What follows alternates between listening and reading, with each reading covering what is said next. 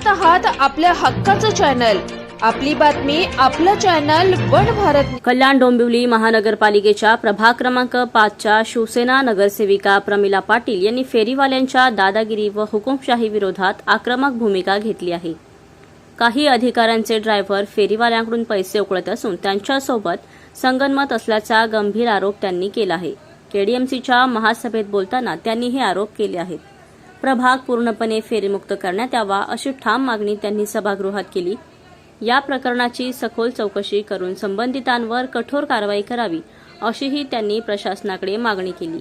सत्ताधारी शिवसेनेच्या नगरसेविका प्रमिला पाटील यांनी अशा प्रकारे खळबळजनक आरोप केल्याने प्रशासनाचे चांगलेच वाभाडे निघाले आहेत। माझ्या वार्डामध्ये तोच प्रकार होऊ राहिलाय।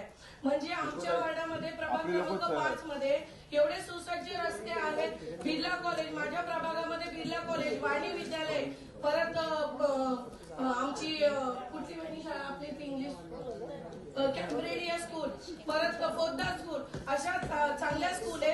पूर्ण रस्ता ह्या फेरीवाल्यांनी व्यापून टाकलेला आहे।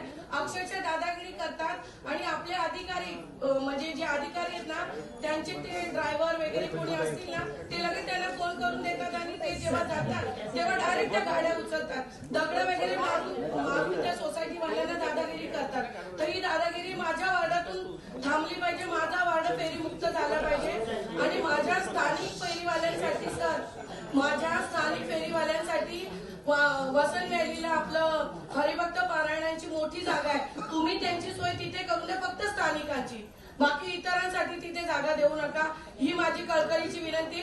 आणि माझा प्रभाग क्रमांक 5 हा फेरीमुक्त झालाच पाहिजे सर, प्लीज रिक्वेस्ट आहे तुम्हाला कळकळीची।